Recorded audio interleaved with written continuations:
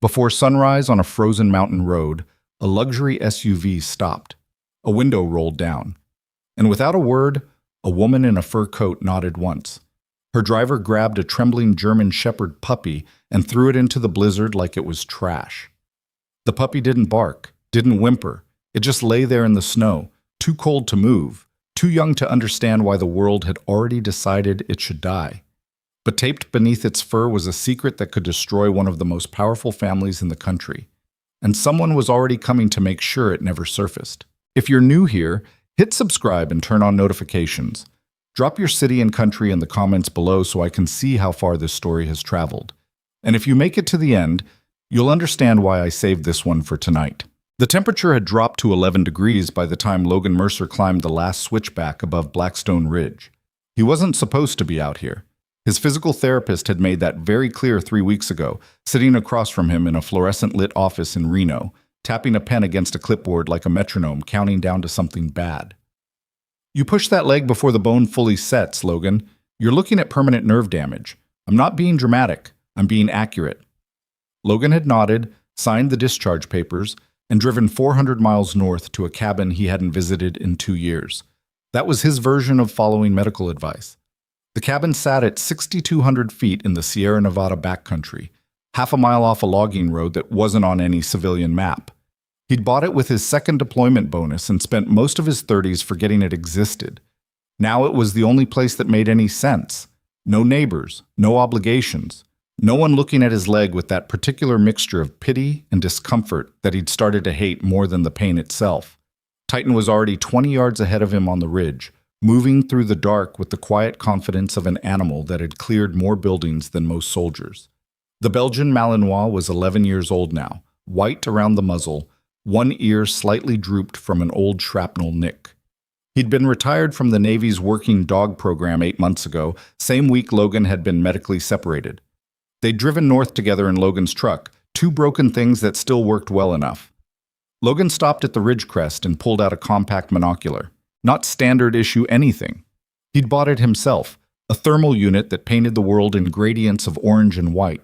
He used it most mornings to watch the valley below. Old habit. His therapist called it hypervigilance. Logan called it not being an idiot. The valley was quiet. Dark road cutting through the tree line. Maybe 3 inches of fresh snow since midnight. He was about to lower the monocular when headlights appeared at the far end of the road. A vehicle moving slow. Too slow for the conditions. Not slipping, just careful, deliberate, interesting. He watched it stop roughly a quarter-mile below his position. A large SUV, black or dark blue, hard to tell in the thermal. Engine still running, exhaust plume rising white in the cold air. A door opened on the passenger side. A figure climbed out. Then another figure, driver's side, walked around to the back and opened the rear door. Logan adjusted the focus. The driver was holding something. Something small, wrapped in what looked like a blanket or coat. He walked to the edge of the road where the snowbank dropped off into a shallow ditch and the tree line started, and he set it down. Or threw it. The motion was short, dismissive, like dropping a bag of garbage. The figure from the passenger side watched for a moment. Then she turned and got back in the vehicle. The driver followed. The SUV drove away. Logan stared at the spot in the snow for 3 full seconds before the shape moved. Small, low, struggling. Hell. He went down the ridge faster than he should have. His leg, the right one, compound fracture above the knee from a vehicle rollover in Helmand Province, surgically rebuilt with titanium hardware that set off airport scanners, told him exactly what it thought of the pace. He ignored it. The math was simple. The animal in the ditch had maybe minutes in this temperature, and he was the only warm body within range. Titan moved ahead of him, navigating the slope in switchbacks, waiting at each ledge until Logan caught up. They'd done this before, not on mountain trails, but in building stairwells, on rooftops, in the dark alleys of cities that Logan couldn't name publicly. The dog understood teamwork at a cellular level. By the time Logan reached the road, the SUV's taillights had disappeared entirely. The puppy was in the ditch, half buried in the snow that the vehicle's passing had kicked up. A German Shepherd, maybe 8 or 9 weeks old, still in that phase where the ears were too big for the head and the paws were comically oversized. It had stopped shaking. That was the bad sign. Shaking meant the body was still fighting. No shaking meant the body had started to quit. Logan pulled off his outer layer, a heavy Carhartt shell, and wrapped the puppy inside it. He pressed it against his chest, feeling the tiny heartbeat, too fast and too faint. "You're okay," he said, which was a lie, but lies were sometimes useful. Titan sniffed the bundle once, then fell into step beside Logan as he started the climb back toward the cabin. The dog didn't make a sound, but he matched Logan's pace exactly, staying on the uphill side of him like a counterweight on the bad leg. Even now, the old dog was still working. The cabin had one main room, a kitchen that was barely a kitchen, and a wood stove that Logan fed obsessively because the alternative was freezing. He got the puppy inside, got the stove blazing, and laid the animal on a wool blanket in front of it, keeping his hands on the dog's sides to feel for breathing changes. Titan sat 3 feet away and watched with an expression that Logan had always interpreted as professional skepticism. "She's a shepherd," Logan told him. "Show some solidarity." The puppy breathed, faint, shallow, but consistent. Over the next 20 minutes, the shaking started again. Good. And within an hour, she had opened her eyes and fixed them on Logan with an expression of total bewilderment that he found completely understandable given the night she'd had. He fed her warm water mixed with a little salt, forcing small amounts with a syringe he kept in his kit, and she accepted it without resistance. She was either too tired to fight, or she'd already made some kind of decision about him. "You don't have a name yet," he said. "I'm not naming you. That would be a commitment." She blinked at him.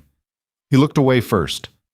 It was only when he was adjusting the blanket beneath her, lifting her slightly to tuck the edge, that he felt it. A small, hard rectangle against his fingertips, taped just below the loose skin at the back of her neck, hidden beneath a thin layer of fur. He froze. Titan's head came up. Logan set the puppy down gently and went to the kitchen table. He found his knife and a small flashlight and came back. He worked slowly, carefully, peeling the tape away from the puppy's skin without pulling. The tape was high quality, waterproof. Not the kind you grab from a hardware store.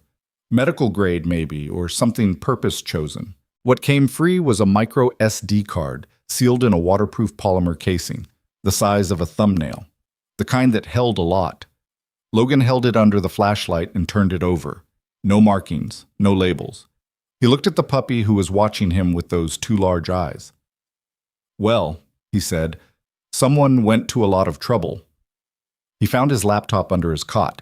Old habit, always stored flat, protected from moisture, and plugged in an adapter. The card mounted without issue. The file structure was organized, which meant whoever put it together had been thinking clearly even under whatever pressure they'd been under. There were 3 main folders: financial, communications, and evidence. Logan opened financial first. Spreadsheets, wire transfers, account numbers and jurisdictions he recognized. Cayman, Liechtenstein, a shell structure routed through Delaware that screamed money laundering to anyone who'd spent time in the kind of briefings Logan had sat through. The amounts were not small. We're talking 8 figures minimum across a cascade of entities that all traced back, if you followed the chain, to a holding company called Hale Consolidated. He recognized the name. Most people who read business news would. Nathan Hale had been the kind of industrialist who ended up on magazine covers twice a year. Mining interests, energy contracts, infrastructure projects across 4 western states. 2 months ago, he died in a skiing accident near Lake Tahoe. Tragic. Front page for a week, then gone. Logan opened communications, emails, dozens of them, but not between business partners or executives. These were between Nathan Hale and someone identified only as R. A back and forth spanning 18 months that read, at first like a financial dispute, but gradually revealed itself to be something much more specific. Nathan had known someone was trying to kill him. He'd been documenting it, methodically, in real time, attaching evidence to each email with the precision of a man who understood that the documentation itself might be the only thing that survived him. If something happens to me before this reaches the right people, protect E. Above everything else.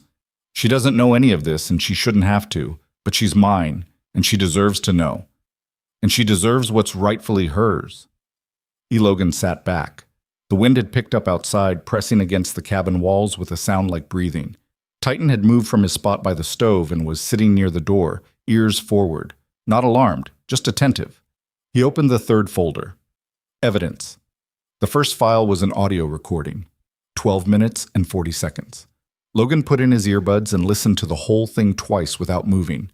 By the time it finished, the fire had burned down and the cabin had gotten colder, and the puppy had crawled across the blanket and pressed herself against his boot. He looked down at her. Nathan Hale hid you in the mountains, he said quietly. Taped his insurance policy under your skin. And then someone found out. She pushed her nose against his ankle. The widow, Logan said. That was the widow in the SUV. He didn't sleep much. He never slept much anymore. That was one of the fun souvenirs from the better part of a decade of irregular sleep cycles, sustained stress, and a brain that had been trained to treat silence as a tactical disadvantage. He lay on his cot with his eyes on the ceiling while the fire settled and the storm worked itself up outside and Titan breathed steadily from his dog bed in the corner. He'd spent 15 years in naval special warfare, the last 8 of those in units whose names he still didn't use in casual conversation, doing work that was classified in ways that the word classified doesn't quite capture. He'd operated in places that didn't make the news and solved problems that governments didn't acknowledge having. He knew how power worked. He knew how money moved. He understood, at a structural level, what it looked like when someone with unlimited resources decided to erase a problem. What he'd heard on that recording was a woman explaining, in the measured tone of someone discussing a quarterly budget, how to make a child disappear. Not literally. Or maybe literally, he wasn't certain yet. But legally, financially.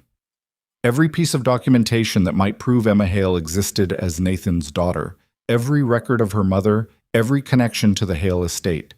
Gone. And if documentation alone wasn't enough, there were other options discussed, with the kind of casual indirection that people use when they don't want the explicit words on record. Make sure the grandmother understands the situation, the woman's voice had said. She's been stubborn. People who are stubborn usually stop being stubborn when they've lost enough. Logan stared at the ceiling. He knew exactly what lost enough meant. He'd seen the playbook. You didn't threaten people directly. Not people who had nothing left to lose. You took things. Quietly, systematically. The well that fed their livestock, the truck that needed a repair they couldn't afford, the cattle that went missing in the night, the bank account frozen on a technicality. You took and took until the person had so little left that the energy required to fight was greater than the energy required to survive. And then they went quiet. Someone had been doing that to a grandmother and a child in the Iron Valley. He sat up at 4 a.m., went to the table, and looked at the SD card again. Then he looked at the puppy, who was awake and watching him from the blanket. I need a name to call you, he said. Just temporarily.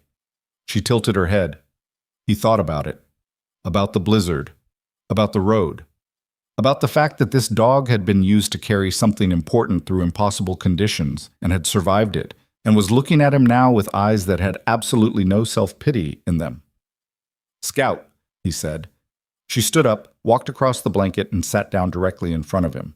He nodded slowly. Temporarily. By morning, the storm had softened to intermittent flurries, and Logan had a plan. It wasn't a good plan, more like the first phase of a plan, which was all you ever really had anyway. In 15 years of special operations, he'd met exactly 0 people who'd executed a mission exactly as briefed. The value of planning wasn't the plan. It was what the process of planning revealed about what you didn't know yet. What he didn't know yet was considerable. He needed to locate the grandmother and the child. Iron Valley, Nathan's emails had mentioned, though without a specific address. He needed to verify that the people on the audio recording were who he thought they were, and he needed someone in the legal or investigative space who wasn't compromised, which, based on what he'd read in those files, was going to be a significantly shorter list than it should have been. He pulled out his phone, old contact list. He scrolled past names of people who were dead, names of people he'd lost track of, names of people who worked in places where calling them was a bad idea. He stopped on one. Marcus Webb. DHS. Honest. That last word wasn't in the contact entry. It was just what Logan knew about Marcus. From 2 shared deployments and 1 very long night in Kandahar, where they'd both made decisions that they'd never been able to fully explain to anyone who hadn't been there. Marcus had gone federal after his Army service. He'd stayed clean, which in the current environment was not as easy as it sounded. Logan pressed call. It rang 4 times. Marcus picked up on the 5th. "Logan Mercer, it is 5:43 in the morning. You always were fast at telling time. What do you need?" Not a question. Marcus had never wasted inflection. "I need you to run a name for me. Off the books." A pause. "How far off?" "Far enough that it doesn't exist until I understand what I'm dealing with." Another pause. Longer. Logan heard the sound of a door closing on the other end. "What name?" "Vivian Hale." The silence that followed was 3 full seconds, which from Marcus was practically a speech. "Logan?" "Yeah." "That's not a name you run casually." "I know." "You want to tell me why?" "Not yet. I need to know if there are flags on her name. Active investigations, federal interest, anything that tells me whether someone else is already looking. And if there are, then I know who not to call." Marcus breathed out slowly. "Give me 6 hours. I'll call you back on this number." "Appreciated." Logan. "Yeah. Whatever you found, be careful what you touch. People at that level, they don't react. They just eliminate." "I know," Logan said. "That's why I'm calling you." He hung up, looked across the room. Scout was standing at the window, paws on the sill, nose to the glass, watching the snow settle through the pines. Titan was beside her, not competing for the windowsill, just present. The old dog glanced back at Logan with the expression he'd worn before every mission they'd ever run together. "Well?" "I know," Logan said again, quieter this time.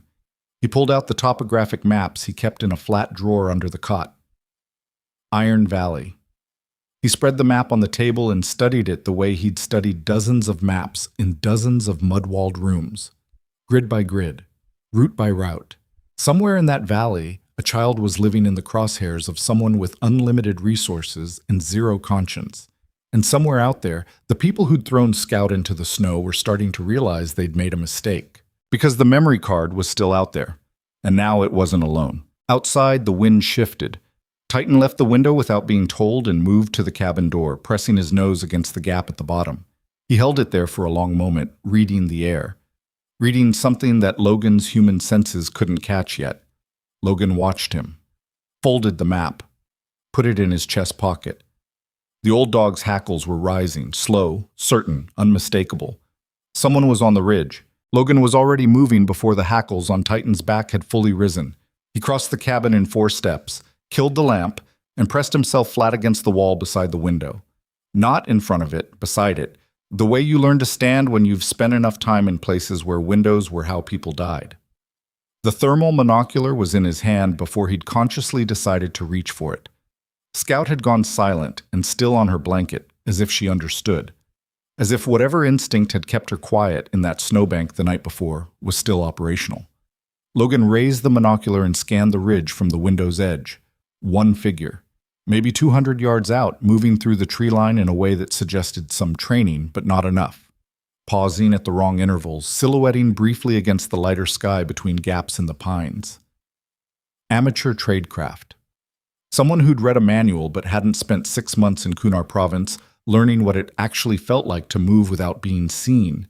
He watched for 90 seconds. The figure stopped near a boulder outcropping Logan knew well.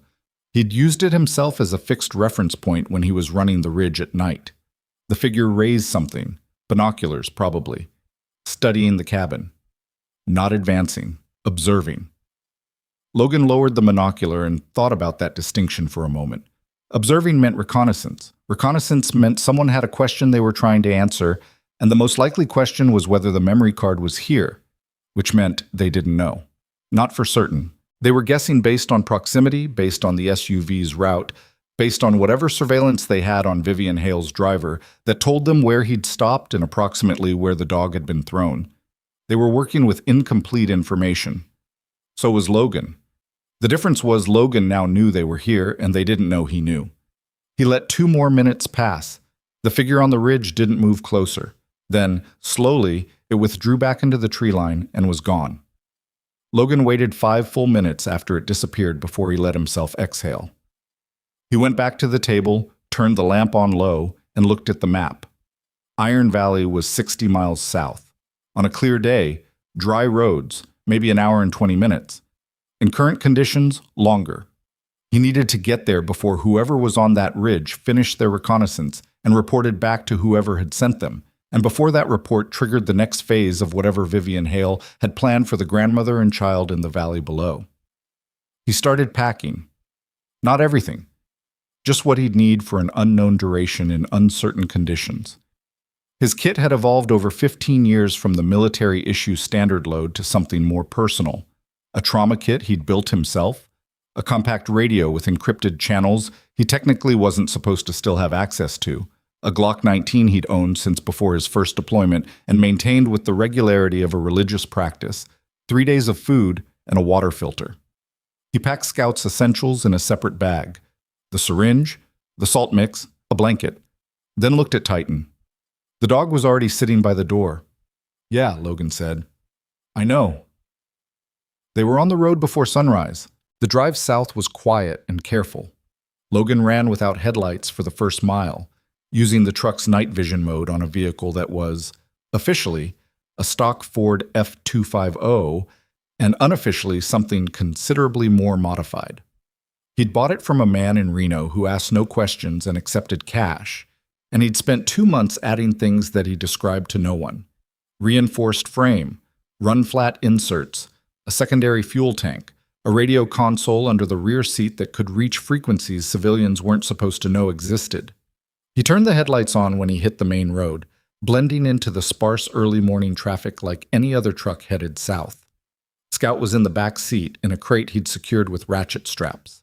Titan was in the front, sitting upright, watching the road ahead with the focused expression he'd worn on 100 vehicle movements in places whose names Logan still kept to himself. Marcus called at 6:48. "Tell me," Logan said. "There's no active federal investigation on Vivian Hale." Marcus's voice was flat, professional, stripped of the warmth it might have had at another hour in another context. But there were flags. Past tense, someone ran her name through the financial crimes database 14 months ago, and the query was closed 6 weeks later. Closed, not completed. The difference matters. Who closed it? That's what you're not going to like. The closure note references a call from the U.S. Attorney's Office in Sacramento. Someone at that level made a phone call and the flag went away. Logan absorbed that. Judges? Officials? I can't confirm names without pulling threads that would get noticed. But Logan, the pattern here is consistent with targeted interference. This isn't just money buying silence. This is relationships, built over years.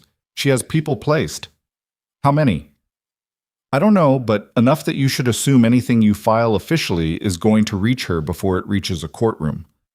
Logan watched the road. A semi passed him going north, throwing up a wall of gray slush that hit the windshield like a punch. "There's a child involved," Logan said. 8 years old, approximately, living in Iron Valley with a grandmother. I believe they've been the target of sustained economic harassment, property damage, water access, livestock, the kind of thing that looks like misfortune if you don't know what you're looking at. Marcus was quiet for a moment. "Nathan Hale's kid? You put that together fast." "You said Vivian Hale at 5:43 in the morning, Logan. I've had 6 hours to think." A pause. "Is the child safe right now?" "I don't know. That's where I'm going." "Be careful how you approach. If Hale's people are monitoring, they had someone on my ridge last night, observing." Another silence, heavier this time. "How long before they move?" "I don't know, but I'm not waiting to find out." "Logan." Marcus's voice dropped slightly, the professional cadence softening just at the edge. "You're not active anymore. Legally speaking, you're a civilian with a bad leg and a retired dog, driving toward a situation involving people who have already compromised federal officials. I need you to understand what that means." "It means I'm the only one moving," Logan said. "So I'm going to move." He heard Marcus exhale. I'll keep digging on my end, but carefully. Don't call this number again for 48 hours unless it's an emergency. What qualifies? Someone shooting at you. That's a pretty high bar.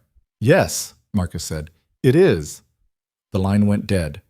Logan put the phone in the center console and drove. Iron Valley opened up below him around 9 in the morning, a wide, shallow basin ringed by granite ridges that still held last week's snow in their high crevices.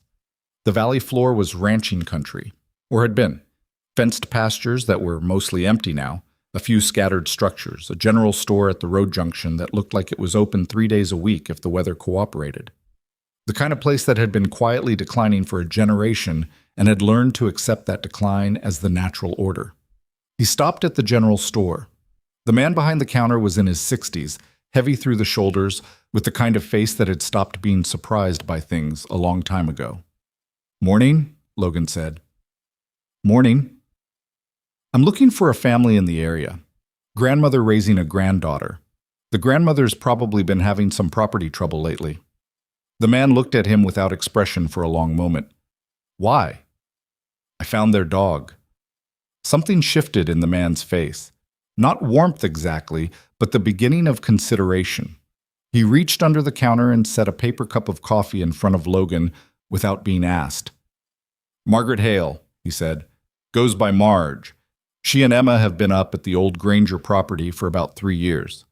He paused. "The property trouble you mentioned?" "Yeah. It's been bad. Lost most of their cattle over the summer. People said it was a predator issue, but I know what predators do and I know what poison does, and those cattle didn't die from coyotes." He looked at Logan steadily. "Sheriff looked into it. Closed the case. Said insufficient evidence. The sheriff. Darrell Coyne, 3rd term, he's—" The man stopped, chose the word carefully. "He's a practical man." Logan understood what that meant. He picked up the coffee cup. "How do I get to the Granger property?" The road to Marge Hale's place was 7 miles of gravel that would have been challenging in summer and was genuinely unpleasant in February. Logan kept the truck in 4-wheel drive the whole way, following the store owner's directions through 2 switchbacks and a creek crossing where the water came up to his running boards.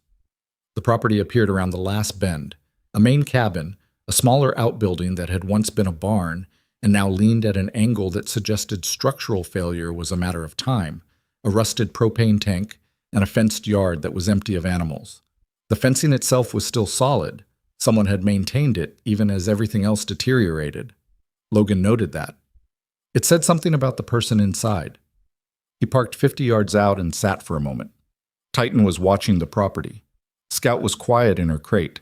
He got out, hands visible, moving slowly. Not because he thought the grandmother was dangerous, but because a woman who'd been systematically targeted for a year had every right to be jumpy, and he wasn't going to be the thing that set her off. He was still 15 yards from the porch when the front door opened. The woman who stepped out was somewhere in her late 60s, small-framed but upright, with white hair pulled back tight and eyes that had been evaluating strangers for decades. She was holding a shotgun, not raised, but not down either, resting across her forearm in the position of someone who knew how to use it and was being polite about it for the moment. "Help you?" she said. "I hope so," Logan said. "My name is Logan Mercer. I found a German Shepherd puppy on the Blackstone Ridge Road last night. I think she belongs to your granddaughter." The shotgun moved slightly. The woman's expression, which had been carefully neutral, cracked along one very specific line. "She's alive?" Her voice had dropped to almost nothing. "She's in the back of my truck." He watched Margaret Hale press her lips together hard for 3 full seconds. Her knuckles on the shotgun had gone white.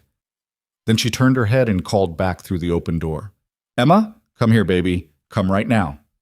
The girl who appeared in the doorway was small for 8, with dark eyes that were too watchful for her age and her father's jawline, though Logan didn't know yet to recognize it as that. She was wearing a coat 2 sizes too large and winter boots that were starting to separate at the sole. She looked at Logan once, quickly, then past him to the truck. "Did you bring her back?" Emma said. "What's her name?" Logan asked. "Biscuit."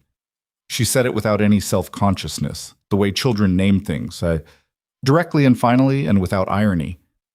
"Then, yeah, Logan said. I brought her back. What happened next was the kind of thing you couldn't orchestrate and couldn't film properly. Emma running to the truck, Logan opening the crate, Scout tumbling out and immediately climbing up the girl's chest, while Emma made a sound between a laugh and a sob, and Titan sitting beside the whole thing with the expression of a professional who was still on the clock but was willing to acknowledge that this was a good outcome. Logan looked at Marge. She had lowered the shotgun all the way now. Come inside, she said. You look like you haven't slept. I haven't. Then come inside anyway. We need to talk. The cabin was warm and spare and clean in the way of someone who kept things in order, not out of habit, but out of discipline, as if letting the environment slip would be permission for everything else to slip too. There was a wood stove, a kitchen table with 4 mismatched chairs, a shelf of children's books, and a framed photograph on the wall of a man in his 30s with Emma's dark eyes, smiling at the camera somewhere that looked like high altitude, like a mountain overlook. Logan glanced at it and looked away. Marge set coffee on the table, and they sat across from each other while Emma stayed on the porch with the 2 dogs, visible through the window. How did you find us? Marge said. I followed what was on the memory card. She went still. Absolutely still. The way people go still when they've been waiting for something for a long time, and it finally arrives, and they're not sure if it's rescue or another disaster. Nathan, she said. Just the name. Nothing after it. He hid a card in the puppy's fur. I found it when I was warming her up. I've read everything on it. Logan put his hands flat on the table. I know who Emma is. And I know what Vivian Hale has been doing to you. Marge was quiet for a moment. Outside, Emma was laughing at something Scout was doing in the snow. The sound came through the window, thin and clear. I tried to go to the police, Marge said finally. 3 times. The first time, nothing happened. The second time, someone came by 2 days later, and our water line was cut. Third time, she stopped. Third time, one of our horses was found at the fence line. Throat cut. Logan didn't say anything. The message was clear, Marge said. We go quiet or Emma disappears. She said the last word with the precise flatness of someone who has had to think about an unbearable thing so many times it has worn a groove in them. I didn't know what to do with that. You can't fight a ghost. Every time I reached for something solid, there was nothing there. Because her people are in the right places, Logan said. I know, I've been told. He paused. What happened to Nathan's original copy? The documentation he put together? He sent it to me 18 months ago, told me to keep it somewhere safe and not tell anyone, not even him where I'd put it. Marge looked at her coffee cup. I put it on that card and hid it where they'd never think to look. A pause. And something they'd never think mattered. The puppy. Emma named her the day Nathan brought her. He drove up here in February, unannounced, with a puppy in a cardboard box and a look on his face that she stopped again, rearranged something in herself. He knew. I think he already knew he didn't have much time. He spent 4 hours here. He and Emma built a snowman. He never told her who he was. Her voice had gone flat and precise. She doesn't know yet. Logan looked out the window. Emma was sitting in the snow now, Scout in her lap, Titan standing guard nearby with his usual grave professionalism. She will, Logan said, after this is finished. And you think you can finish it. Not a challenge, more like a woman testing the structural integrity of something before she put her weight on it. I think the evidence Nathan gathered is enough to destroy Vivian Hale in a courtroom if it reaches the right people. The problem is identifying who the right people are and getting it there without it being intercepted. He met Marge's eyes. I spent 15 years in environments where that kind of problem was my job. You're a soldier. Was. Medically separated 8 months ago. She studied him the way she'd studied the shotgun question, practically. Your leg? Yes. Bad? Getting better. Are you going to be honest with me, or are you going to tell me what sounds good? He almost smiled. Both, when I can. I don't know how this ends. I don't know how long it takes. What I know is I have documentation that can put Vivian Hale in a federal prison, a contact inside DHS who's clean, and the specific advantage of not being connected to anything she's already compromised. That's not much. No, he agreed. It's not. She was quiet for a long time, looking at the window, watching Emma. Then she said, 3 weeks ago, a man in a truck came to the gate, said he was from the county assessor's office, said there were questions about the property title, that there might be a forced valuation review. I knew what it was. It wasn't the county assessor. But I took his card. She got up, went to a drawer, came back with a business card and set it on the table. Logan picked it up. The name on it meant nothing, but the address printed below it did. A law firm in Sacramento with a suite number Logan recognized from one of the shell company documents on Nathan's card. The same network.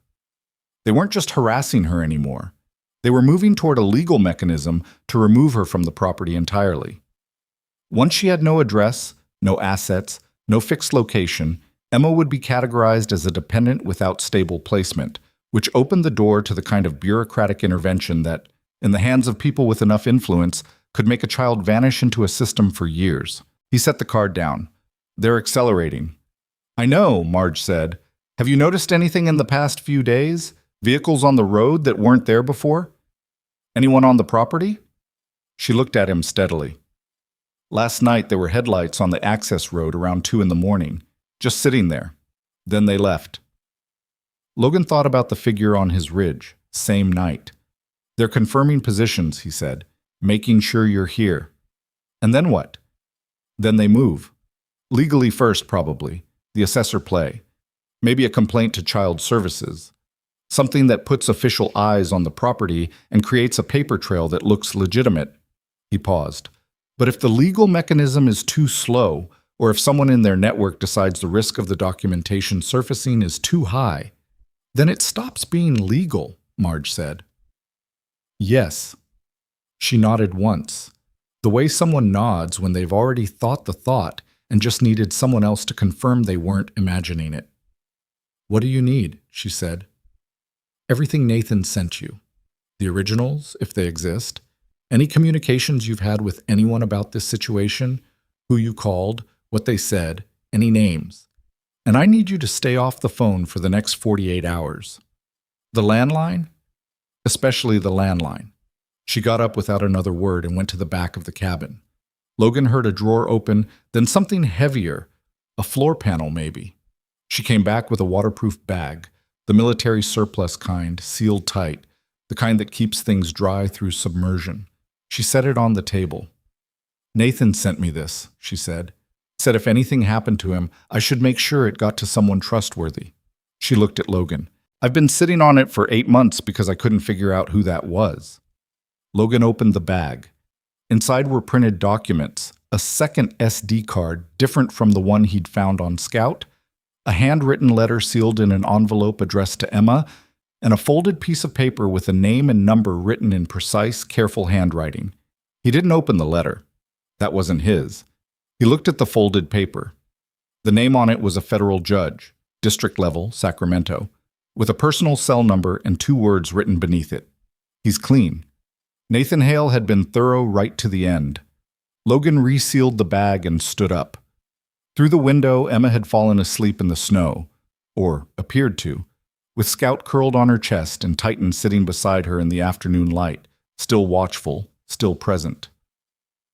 She can't stay here tonight, Logan said. Marge had been watching Emma too. She turned back to him. Where then? He was about to answer when his phone vibrated. A text from Marcus's number. Not a call. A text, which was outside their protocol. That alone made his chest tighten. He looked at the screen. 3 words. They know where. Then, 2 seconds later, a 4th word that arrived separately, like Marcus had typed it, and then decided it wasn't enough and typed again. Run. Logan read the text twice, not because he needed to, the words were simple enough, but because his brain was already running through the next 12 decisions, and he needed his eyes to be doing something while that happened. He pocketed the phone and looked at Marge. How fast can you pack for 3 days? She didn't ask why. She was already moving toward the back of the cabin. 10 minutes. You have 5. He went to the door and stepped onto the porch. The afternoon light had shifted while they'd been inside, dropping toward the ridgeline to the west, and the temperature was falling again. He could feel it in the way the air had gone brittle and dry. Emma was still in the yard with the two dogs, awake now, watching him with those careful eyes. Emma, he kept his voice level, I need you to go inside and help your grandmother pack. Just clothes and anything important to you. Can you do that? She looked at him for a moment. Are the bad people coming? It landed like a flat stone in still water. He hadn't expected her to know, and then immediately felt foolish for not expecting it. Children who grew up in fear developed their own vocabulary for it. Yes, he said. He didn't see any reason to lie to her. But we're going to go somewhere they can't find us. She nodded once, scooped Scout up from the snow, and went inside without another word. Logan walked the property perimeter in a fast, deliberate circuit, reading the terrain the way he'd been trained to read it. The access road came in from the north, single lane, the creek crossing, no alternate vehicle route. To the east, open pasture, no cover.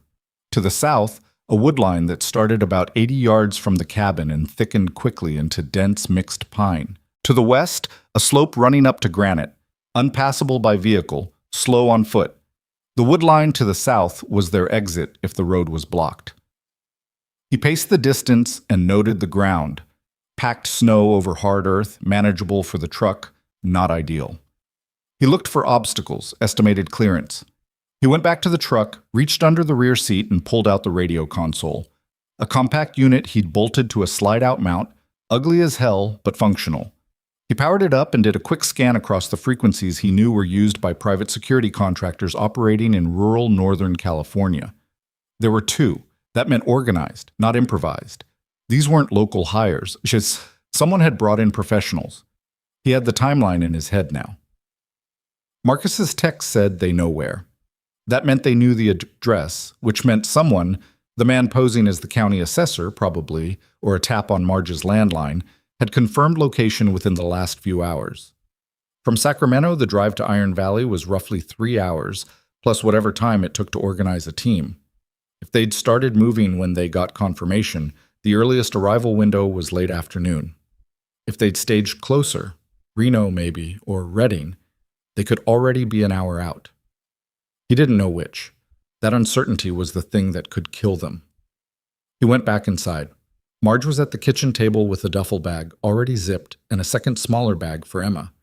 She was looking at the photograph on the wall, the man with dark eyes, the mountain overlook, with an expression that lasted exactly 2 seconds before she turned away from it.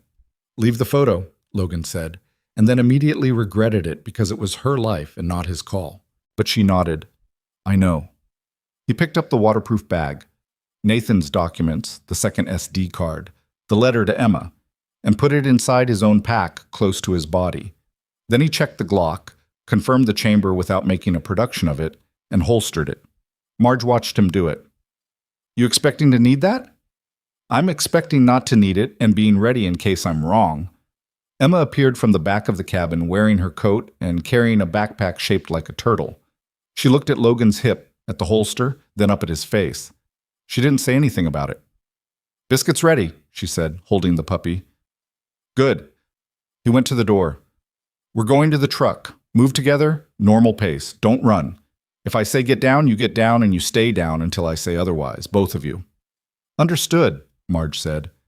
Emma said nothing, which he was coming to understand was her version of confirmed. They crossed the yard to the truck. Titan was ahead of them, moving with his nose down, reading the ground around the vehicle in a quick sweep, checking underneath, along the wheel wells. The same pre-vehicle inspection protocol he'd run before every mounted patrol and every deployment without ever being asked. Logan watched him and felt the old familiar trust settle into place. 15 years of working with this dog and Titan had never once missed something that mattered. The dog came back to Logan's side, clean. They loaded. Emma and Scout in the back with Titan, Marge in the front passenger seat. Logan had the engine running and the truck rolling before his door was fully closed. He didn't take the access road. He turned south at the cabin and drove directly toward the wood line, picking a gap between two older pines that he'd measured in his head as just wide enough, and pushed through it at 10 miles an hour while branches scraped both sides of the truck with a sound like a long, slow tear. Marge grabbed the door handle. Emma made a sound. Logan kept his eyes on the terrain ahead and didn't slow down. The wood line was roughly 200 yards of dense growth, and then it opened into an old logging route. not on any current map, but visible in the topography if you knew how to read it. The way the ground leveled and the trees on either side stood at a slightly different age and spacing than the surrounding forest. Logan had found it on the topo map the night before, which was either very good planning or very good luck, and he'd stopped believing in the second category around 2009. He followed the logging route south and east for 3 miles, staying under 15 miles an hour on the uneven ground, until it connected with a county road he recognized. He turned east, away from town, away from the main corridor. "Where are we going?" Marge asked. "A motel in Dunfield, about 40 miles east, off the primary routes, small enough that a team would have to know specifically where to look." He paused. "I need to make some calls, and I need a place to make them that doesn't have your name attached to it. And then? And then we figure out how to get what Nathan left you in front of the right people without it being intercepted." He heard Marge breathe out slowly. It wasn't relief. It was the sound of someone putting down something heavy that they'd been carrying alone for a long time. In the back seat, Emma had Scout on her lap, and Titan pressed against her side, and she was looking out the window at the passing pine forest with an expression that Logan couldn't fully read from the mirror, something between exhaustion and a kind of determined calm that, in someone twice her age, he would have called composure under fire. He thought about Nathan Hale driving up here in February with a puppy in a box, knowing what he knew, spending 4 hours building a snowman with a daughter who didn't know she was his, leaving without explaining. Logan understood the instinct. Sometimes the kindest thing you could do for someone you loved was to protect them from the full weight of what was coming for as long as humanly possible. It didn't make it less brutal. The motel in Dunfield was a 12-unit roadside building called the Pine View that had approximately 0 pines in sight, and a view of a tire shop and an empty lot. The woman at the desk was reading a paperback with a bent spine and took cash without interest, assigning them 2 rooms side by side at the back of the building where the parking lot wasn't visible from the road. Logan set Marge and Emma up in one room, handed Marge a simple prepaid phone he had in his kit, and went over the protocol. Door locked, do not answer if someone knocks, text him the word clear every hour on the hour, and if more than 90 minutes passed without a check-in, she was to take Emma out the bathroom window and walk north to the gas station 2 blocks away. Marge took the instructions without comment and wrote them on the notepad from the bedside table. Emma sat on the bed and watched him. "You'll be close?" she said. "Next room," he said. "With Titan." He looked at the old dog, who had taken a position near the connecting wall between the rooms. "I'll leave him with you tonight." Something shifted in her face. Not relief exactly, more like a small recalibration, the way a compass needle settles when it finds north. She put her arm around Titan's neck, and the dog permitted it with a gravity that seemed almost ceremonial. In his own room, Logan sat at the table and spread Nathan's documents across it, organizing them by type under the lamp.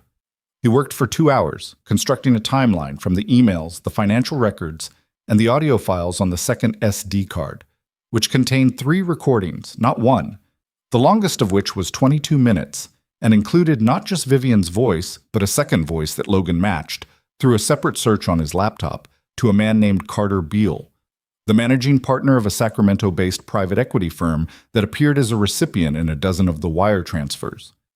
Together, Nathan's evidence pointed to a conspiracy that had started not as a murder plot, but as a financial one.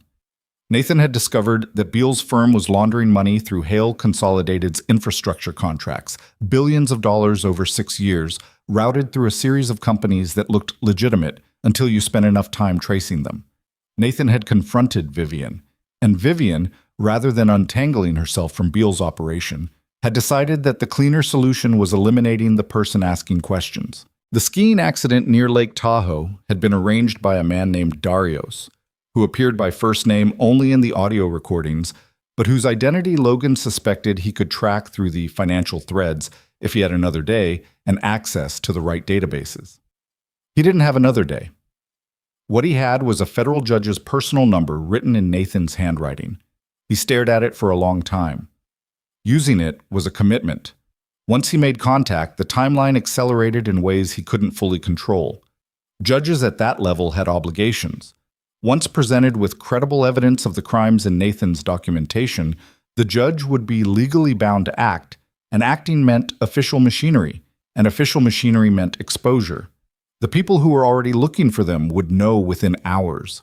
But the alternative was sitting in a motel room in Dunfield, while a woman with unlimited resources and compromised officials at her disposal steadily closed the perimeter, and Logan had learned at a very specific cost in very specific places that waiting for a better moment was how people died.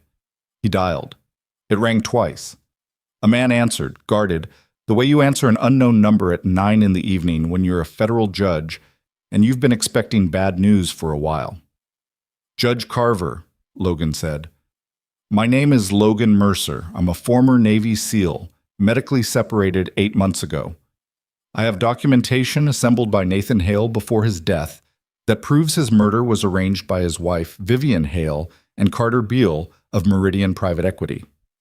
The documentation includes financial records, audio recordings, and communication spanning 18 months. I also have Nathan's minor daughter in my custody, currently at an undisclosed location, and I have reason to believe that individuals connected to Vivian Hale have identified our position as of approximately 5 hours ago. Silence on the other end. Then, how did you get this number?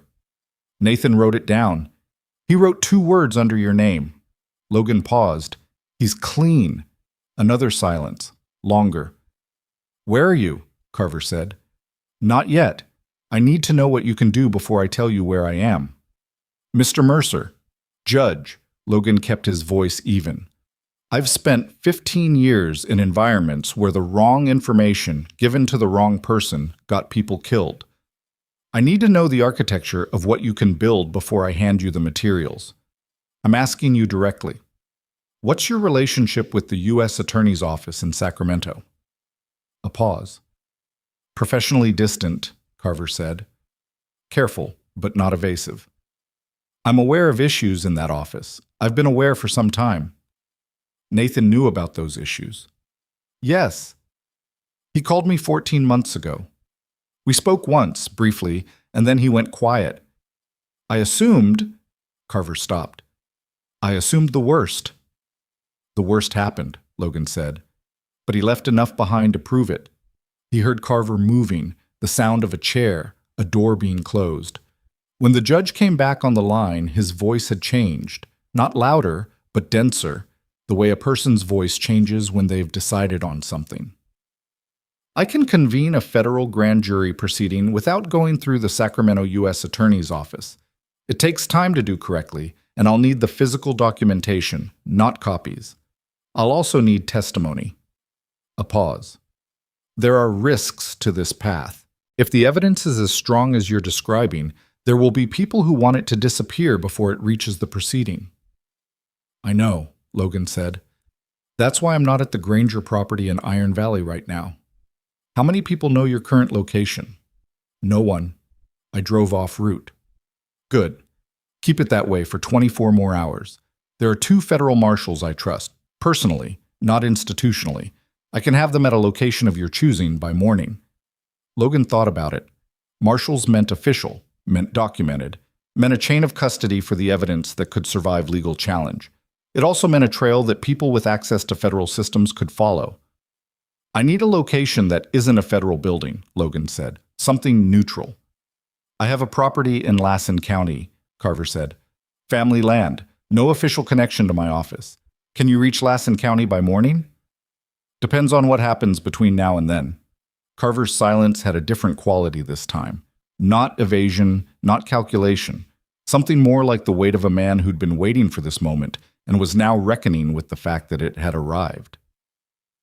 Mr. Mercer, he said, what you're describing, the scope of it. If Beal is involved, this extends well beyond a single murder. The financial connections to public infrastructure contracts, the compromised officials. I know, Logan said. Nathan knew. That's why he didn't go to the FBI. He could have come to me directly. He was trying to protect his daughter, Logan said. He didn't want to put the evidence anywhere that could be traced back to her. A long pause. She's safe? For now. Keep her that way, Carver said. I'll text this number and address in Lassen County within the hour. Don't confirm receipt, just arrive. The line disconnected. Logan sat back and looked at the documents spread across the table. He thought about the figure on the ridge above his cabin. About Marge's waterline cut in the night, the horse at the fence, 2 quiet years of someone systematically destroying a woman's life to protect a secret. About Emma's coat that was 2 sizes too large, and the boots separating at the sole, and the way she'd said are the bad people coming without any drama. Just a child who had learned to read weather by how the adults around her breathed. His phone vibrated. Not Carver. That would come as a text. This was a call from a number he didn't recognize, area code 530, which was Northern California. He answered. Silence for a moment. Then a voice he didn't recognize, male, middle-aged, measured in a way that suggested effort rather than nature. You have something that belongs to my family, the man said. I'd like to discuss a resolution that doesn't require the current level of disruption. Logan said nothing. He waited. I'm not calling on her behalf, the man continued. I want to be precise about that. I'm calling on my own behalf, and frankly, a pause with something complicated inside it. On Emma's. Logan looked at the wall. Through it, in the next room, he could hear the faint sound of the television that Emma had turned on low. Marge had probably let her watch something to keep her calm. Who are you? Logan said. My name is Daniel Hale, the man said.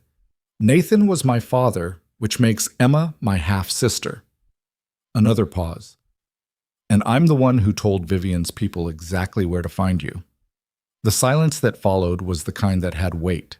I'm listening, Logan said. I found out 3 hours ago what Vivian has been planning for Emma, Daniel said, and his voice had changed.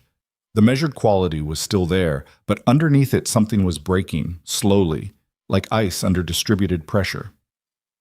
Not the harassment, the end of it, the final step. He stopped. I have done a lot of things in my life for the sake of that woman's approval. I'm not doing this one. Logan kept his eyes on the wall, on the faint sound of the television. Where are you right now? Logan said. Vivian's estate, Blackwood Mountain. A pause. And her people are 40 minutes from your motel. Logan was on his feet before Daniel finished the sentence. He crossed to the connecting door and knocked twice. Their signal. He heard Marge's footsteps, quick, and the door opened. She read his face. Now? She said. Now, Schatz, he said. Grab Emma. Leave everything except the turtle backpack and the bag Nathan sent. He was already reaching for his pack, his kit, the documents off the table, sweeping them into the waterproof bag with both hands. Titan appeared in the doorway behind Marge, alert, no vocalization, ready.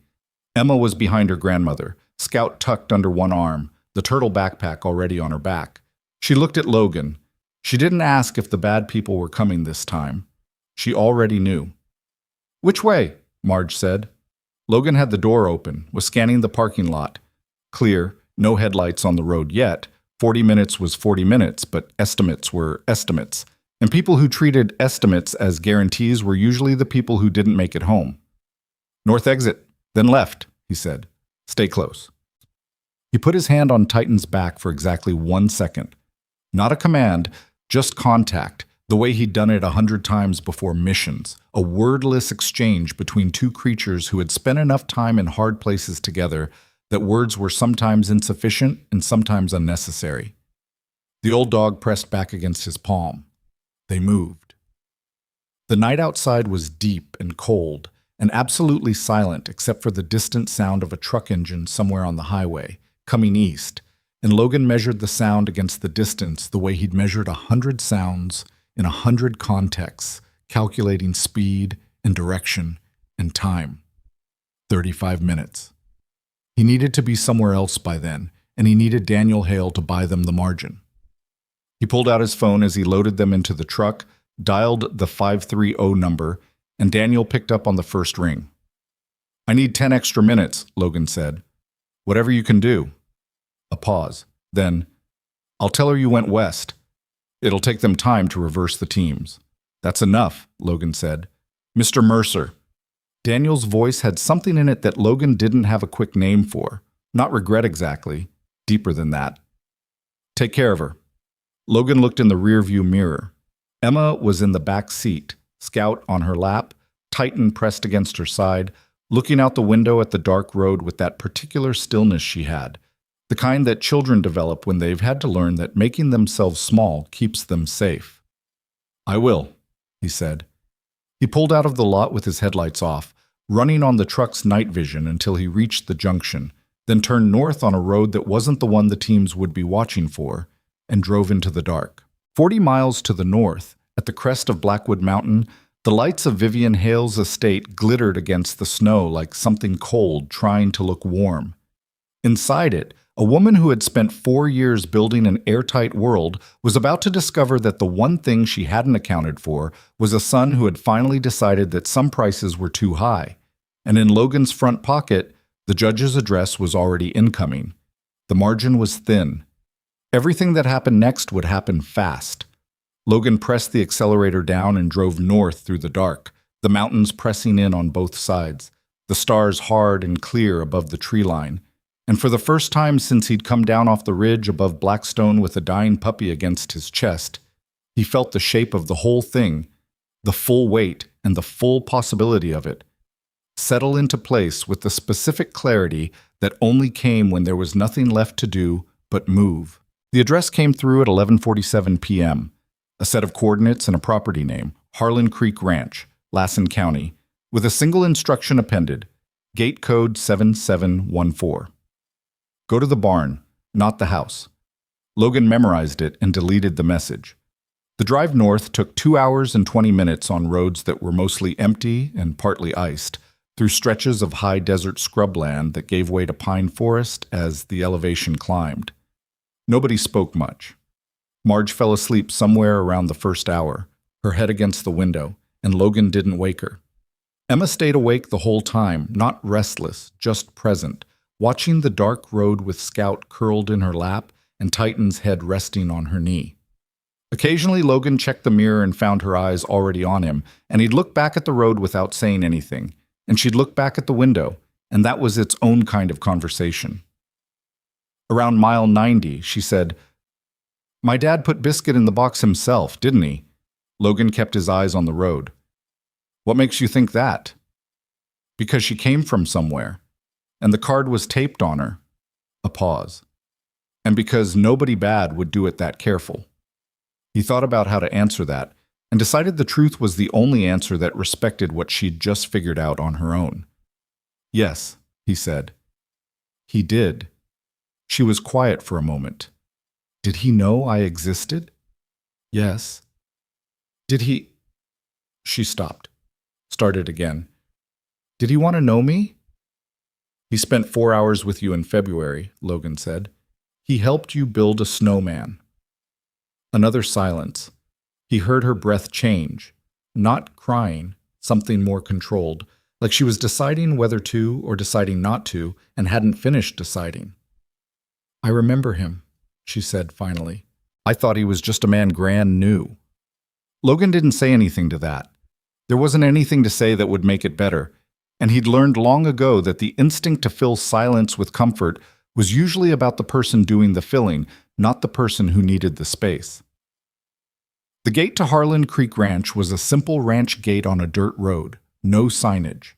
Logan punched in 7714, and it swung open. He followed the track a quarter-mile to a large equipment barn set back from a main house that was dark. A single light burned inside the barn, visible through a crack in the sliding door. He parked.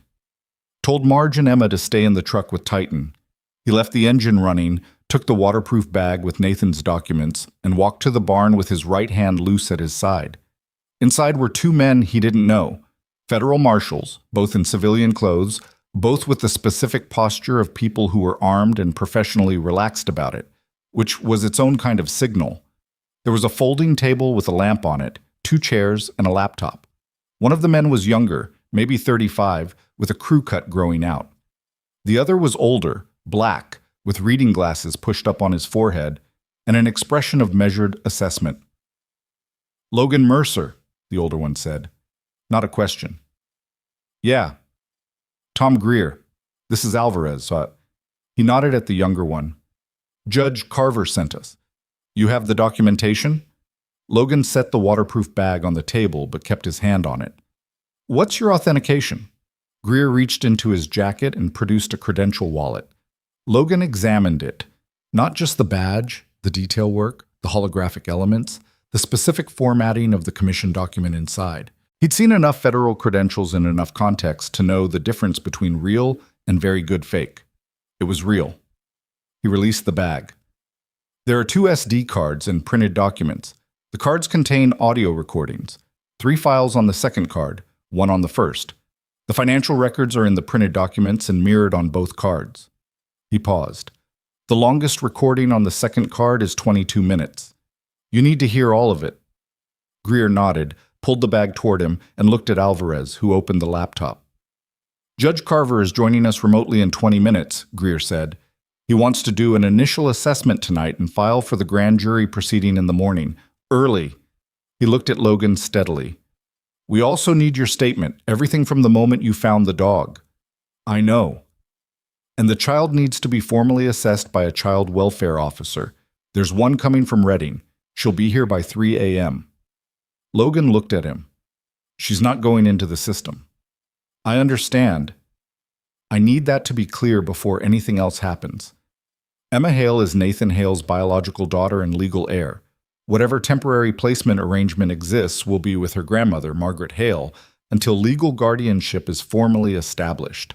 She's not going into foster placement, not for an hour. Greer studied him. You're not in a position to... I'm telling you what the situation is, Logan said. The child welfare officer from Reading can assess Emma with her grandmother present in a warm truck 20 yards from this barn. She does not come inside, Emma does not get separated, and nobody frames this as anything other than a protective custody situation pending legal resolution. He paused. Is that going to be a problem? A beat. Greer and Alvarez exchanged a look that Logan couldn't fully read. No, Greer said. It's not a problem. Judge Carver came online at 12:19 a.m. on a laptop screen propped on the folding table. He was in what looked like a home office. Bookshelves, a lamp, a man in his 60s with silver hair and the particular exhaustion of someone who had been awake past the point where it showed and had decided not to care. He looked at Logan through the screen with the expression of a person taking an accurate measurement. Mr. Mercer, he said. Judge. Walk me through how you found the documentation, specifically. Logan walked him through it. He was precise and sequential. Times, locations, decisions, the figure on the ridge, the drive to Iron Valley, the conversation with Marge, the text from Marcus, the motel, Daniel Hale's call. He left nothing out that was material and didn't editorialize. The same way he delivered operational reports in rooms that smelled like diesel and stale coffee with men who needed facts, not atmosphere. Carver listened without interrupting. When Logan finished, the judge was quiet for a moment, looking at something off screen, thinking. Daniel Hale contacted you directly, he said. Yes. And he told you he'd previously given your location to Vivian's people. Yes. Is he credible? Logan thought about Daniel's voice on the phone, the specific quality of what was breaking in it. He's credible about his own decision. Whether everything else he told me is accurate, I can't fully verify. He's at the estate now? As of 3 hours ago, yes. Carver nodded slowly. I know Daniel Hale. Not personally. By reputation. He spent 12 years in his stepmother's orbit, and by most accounts has been compliant with whatever she needed. He paused. People don't usually break that pattern without a significant trigger. He heard what she planned for Emma, Logan said. That was the trigger. Another silence. Carver looked at Greer on his end. Tom. Judge. Get someone to the Blackwood Mountain property tonight. Not to move on Vivian. Not yet. I want eyes on the estate and I want to know if Daniel Hale is still there and whether he's safe. He looked back at the screen, at Logan. If Vivian discovers her stepson has changed sides, his situation becomes dangerous very quickly. Logan hadn't thought specifically about Daniel's safety, and he registered that gap without pleasure. He'd been focused on the 3 people in his truck.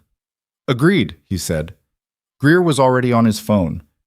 What followed was 3 hours that Logan would later remember as the particular kind of exhaustion that came not from physical exertion but from sustained precision, being exactly accurate under conditions that made inaccuracy easy. He gave his formal statement twice, once informally to Greer for the investigative record, and once formally to a court reporter who arrived at 1:30 a.m., set up a recording device on the folding table, and took everything down with the expression of someone who'd been woken up in the middle of the night too many times to have feelings about it. The child welfare officer from Reading was a woman named Petra, 40-something, with tired eyes and a competence that Logan recognized and appreciated. She assessed Emma in the back seat of the truck, with Marge present, spent 40 minutes with them, and came back to Logan with a form that needed his signature as the adult who had transported the child. "She's okay," Petra said. "Physically fine, emotionally. She's processing something significant, but she's not dissociating. She's not presenting any acute distress markers. She's a resilient kid." A pause. "Her grandmother is the protective factor. Keep them together." "I know," Logan said. Petra looked at him with an expression that was difficult to categorize. Not quite skepticism, not quite approval. "You're the one who pulled the dog out of the snow." "Yes." "And then drove 60 miles to find a child you'd never met." The evidence pointed there. "Right." She looked at the truck where Emma was visible through the window, asleep finally, leaning against Marge with Scout on her lap. "She told me about the snowman. The man who came in February." Logan said nothing. "She said she knew when she saw him leave that he wasn't coming back." Petra looked at the ground for a moment. "Kids know more than we think they do. They just don't have the vocabulary yet." She looked back at Logan. "She has it now." At 2:45 a.m., Greer came out of the barn and found Logan leaning against the truck's front quarter panel, looking at the stars. His leg had been hurting for the past hour in the deep, grinding way that meant he'd been on it too long, and the cold wasn't helping, but sitting down felt like a concession he wasn't ready to make. "Alvarez finished the preliminary review of the audio files," Greer said. He stopped beside Logan and looked at the same patch of sky, which Logan found either companionable or tactical. "The 22-minute recording. The second voice is Carter Beale." "I know. You identified him already." Cross-referenced with 3 public recordings of Beale speaking at industry conferences. The vocal pattern matches on the specific palatal features, the way he clips his T's. Logan paused. 15 years working with signals intelligence people. You pick things up. Greer looked at him. "What exactly did you do in the Navy?" "I was a SEAL." "That covers a lot of ground." "Yes," Logan said, "it does." Greer studied him for a moment, then apparently decided not to push it. "The financial documentation Nathan assembled is thorough is an understatement. The man was meticulous. We've got wire transfer records, shell company structures, what looks like correspondence between Beale and at least 2 officials in the Sacramento U.S. Attorney's Office." He paused. "This is going to be a significant proceeding." "I know." "The Sacramento U.S. Attorney's Office is going to be effectively bypassed. Carver's filing in federal district court in San Francisco jurisdiction. The grand jury request goes in at 8 a.m. Greer looked at the barn door. "There are going to be people who try to stop it. Between now and when the warrants are signed, there's a window." "How long is the window?" 24 to 36 hours. After the warrants are signed and the arrests are made, the obstruction risk drops sharply because the story goes public. Logan absorbed that. 24 hours was a long time to keep 3 people safe when the other side had the resources Vivian Hale had. "Emma and Marge need to be in a secure location. Carver's ahead of you. There's a federal safe house in Shasta County. Legitimate, not connected to Sacramento. Greer can take them there in 2 hours. I'm going with them." Greer looked at him steadily. "You're not federal, Mercer." "No. The chain of custody for Emma's protection transfers to us." "Understood," Logan said. "I'm still going with them." Greer seemed to weigh this. He was a practical man. Logan could read that in him. He was working the same calculation Logan was working, which was that whatever the official protocol said, the actual security value of having Logan present was probably net positive. "You'd be there as a private citizen," Greer said. "That's fine." "Meaning, if something goes wrong, you're not covered." "That's also fine," Logan said. "I haven't been covered for 8 months. I'm used to it." Another long look. Then Greer turned and walked back toward the barn without giving an explicit answer, which Logan interpreted as yes. They moved at 4:30 a.m., two federal vehicles plus Logan's truck traveling in convoy on back roads, arriving at a property in Shasta County that looked like a modest vacation rental and contained security features that only became visible once you were inside. Reinforced doors, a communication setup in the back bedroom, window treatments that weren't decorative. Emma woke up during the transfer, looked around at the new location, looked at Logan. "Still close?" she said. "Down the hall," he said. She nodded and went back to sleep. Logan sat at the kitchen table while Greer coordinated with Carver's office, and the marshals cycled in and out on their rotation. Marge made coffee at 5 a.m. because she said she couldn't sleep and needed to be doing something with her hands, and she put a cup in front of Logan without asking, and he drank it without thanking her, and somehow that was more comfortable than the alternative. "She knows about Nathan," Marge said. She wasn't looking at him. She was looking at the cup in her own hands. "She figured it out herself," Logan said. "I know. I could see it happening." A pause. "I kept waiting for the right moment to tell her. Every day I thought, maybe today. And then every day something else happened that made today the wrong day." She pressed her lips together. "There's a letter." "I know. It's in the bag. I didn't open it. He wrote it in December. He drove up and left it in our mailbox at 4 in the morning. I found it when I woke up." She was quiet for a moment. He knew he was out of time. Logan looked at his coffee. He spent those 4 hours in February because he needed to see her one more time. "Yes." Marge's voice was carefully steady, the way people keep their voices when they've already spent the private versions of their grief, and what's left is the public version that has to be managed. He loved her. Whatever else he was, whatever mistakes he made, he loved her. Logan thought about the snowman, about Emma saying, "I knew he wasn't coming back." "She knows that," he said. "She already knows that." Marge looked at him. Then she looked away, out the dark window, at the first pale lightening of the sky that wasn't dawn yet, but was the thing that came before dawn. The call came at 7:12 a.m. Greer answered it, stood up from the couch where he'd been sitting with his eyes closed for 40 minutes. Not sleeping, Logan could tell, just conserving, and walked to the far end of the room. Logan watched his face. Greer's expression did several things in quick succession. Attention, confirmation, then a controlled contraction around the eyes that meant something had gone wrong or was going sideways. He came back. "Daniel Hale is in custody," he said. "Voluntary." He walked out of the Blackwood Mountain estate at 6 a.m. and surrendered to the marshal unit Carver had watching the property. He paused. He brought documentation with him, financial records from Vivian's personal files, correspondence between Vivian and Beale going back 7 years, and another pause, a recording he made himself 3 months ago of a conversation between Vivian and the man we believe is Darius. Logan sat up straight. He had his own evidence. "He's been building it for 3 months, Greer said, since he found out what Vivian intended for Emma." His expression had that complex quality again. "He's been waiting for someone to give it to." Logan thought about Daniel's voice on the phone. "I have done a lot of things in my life for the sake of that woman's approval," not said with self-pity, said with the specific flatness of a man who had looked at his own history and decided he didn't want to continue in the same direction. "What's his legal exposure?" Logan asked. "Carver's office is assessing. He may have been aware of some of the financial irregularities without reporting them, which creates liability. But the cooperation, the voluntary surrender, the documentation he brought..." Greer shook his head slightly. "His attorney is going to have a very strong argument." "Does Emma know he's her half-brother?" "Not yet." Logan looked down the hall toward the room where Emma was sleeping. The letter from Nathan was still in the waterproof bag on the kitchen table. He looked at it.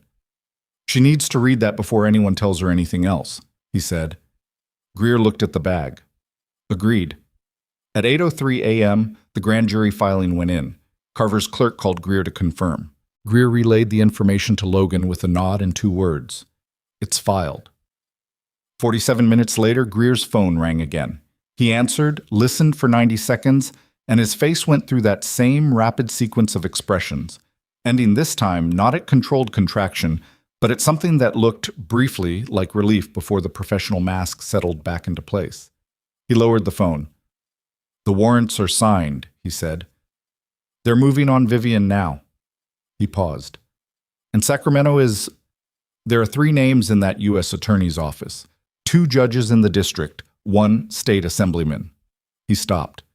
The full scope of this is going to take months to prosecute, but the immediate arrests... He checked his watch. Vivian Hale should be in federal custody within the hour. Logan sat with that for a moment.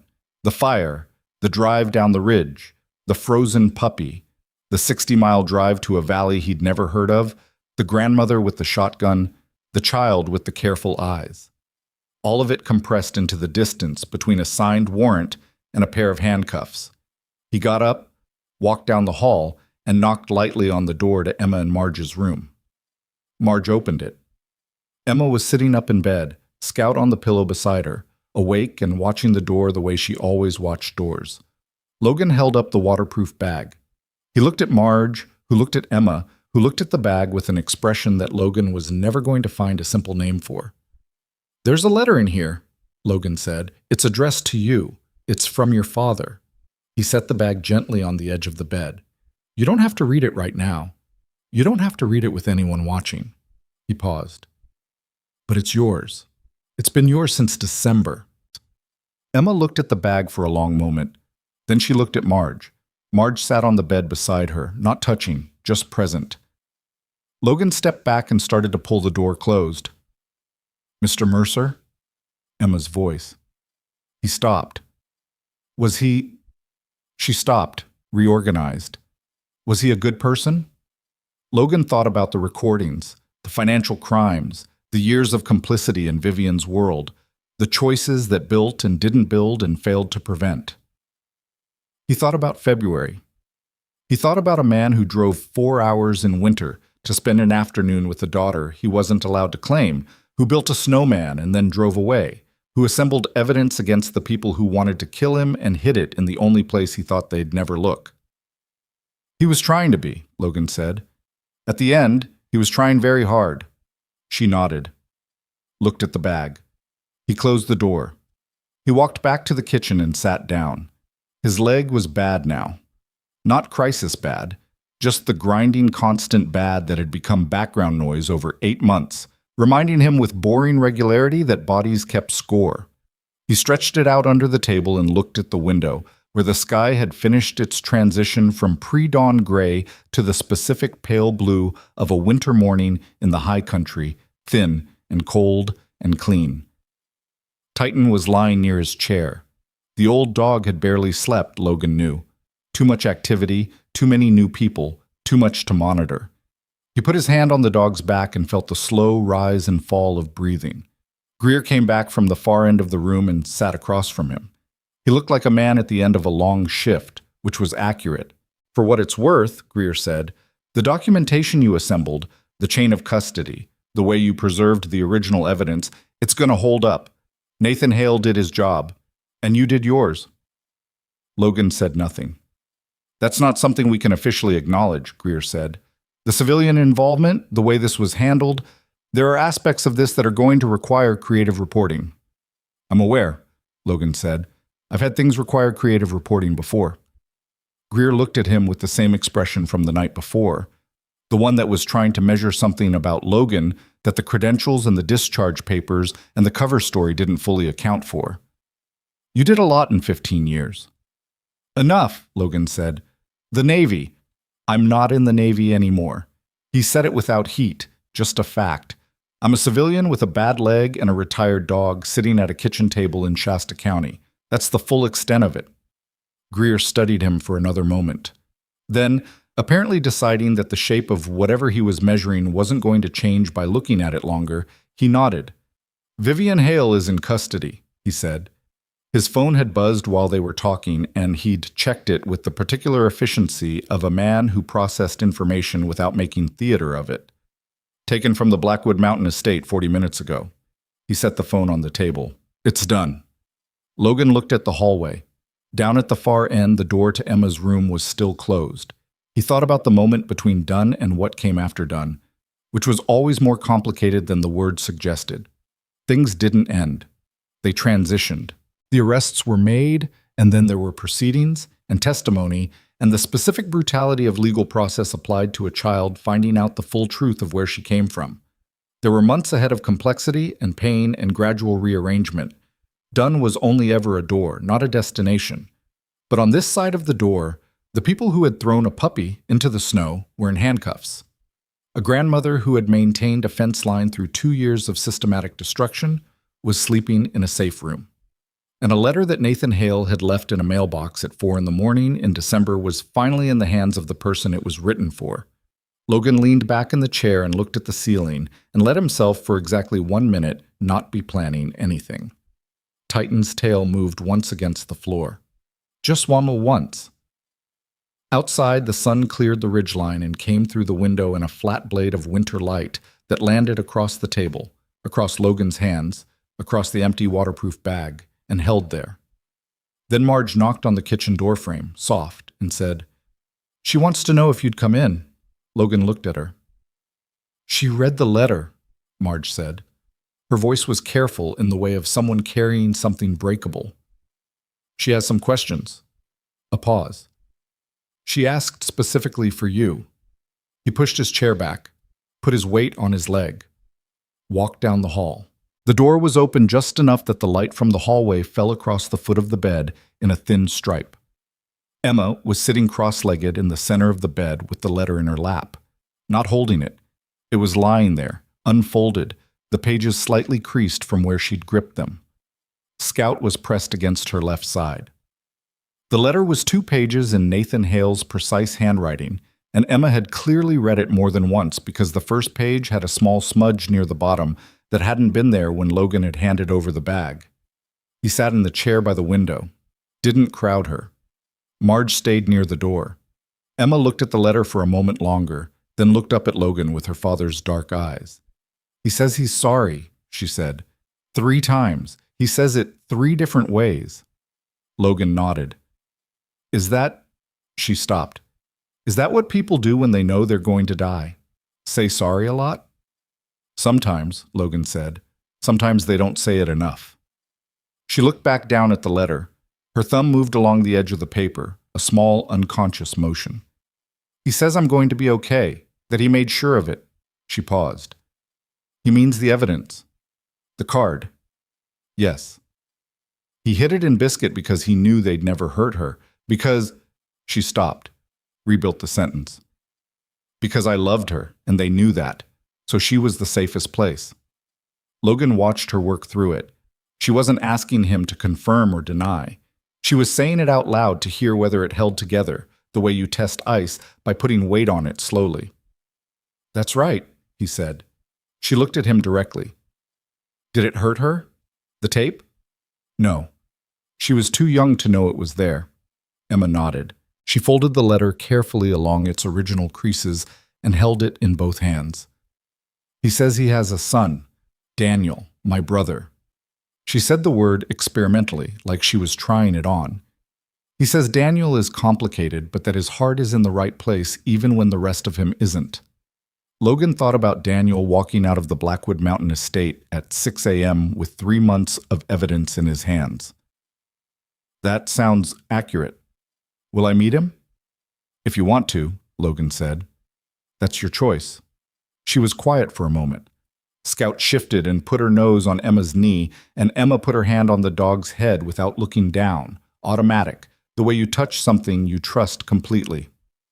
"He built a snowman with me," Emma said. She wasn't talking to Logan anymore. She was talking to the room, to the letter, to something that wasn't quite present. "He let me put the carrot in crooked, and he didn't fix it. He just said it looked better that way." She looked up. "I think he was lying about that." "Probably," Logan said. She almost smiled. It was a small thing, provisional, but it was there. "Okay," she said. The word landed with a weight that was too large for 2 letters. Not okay like everything was fine. Okay like a decision, like a person planting their feet. Logan stood up. "Get some sleep if you can." "Mr. Mercer." He stopped at the door. "Thank you for coming down the ridge," she said. He looked at her sitting there in the center of the bed with her father's letter in her hands and his dog at her side, and the whole weight of what had been done to her and what had been preserved for her balanced on those small shoulders. "I was the only one there," he said. "So I went." He closed the door behind him. The next 72 hours moved with the specific grinding momentum of legal process engaged at full speed, which was faster than normal but still slower than anyone involved would have liked. The grand jury in San Francisco convened on an expedited schedule. Federal arrest warrants were executed on Vivian Hale, Carter Beale, and 4 associates, including the man Logan had only known as Darius, whose full name turned out to be Darius Venn, a private security contractor with a history that included 3 federal investigations that had each been quietly closed before reaching prosecution. Closed, Logan noted, through mechanisms that were now themselves under investigation. The Sacramento U.S. Attorney's Office was placed under federal review. 2 of the 3 names Greer had mentioned were suspended pending investigation. The 3rd resigned before the suspension notice arrived, which prosecutors noted for the record. Logan wasn't present for any of it.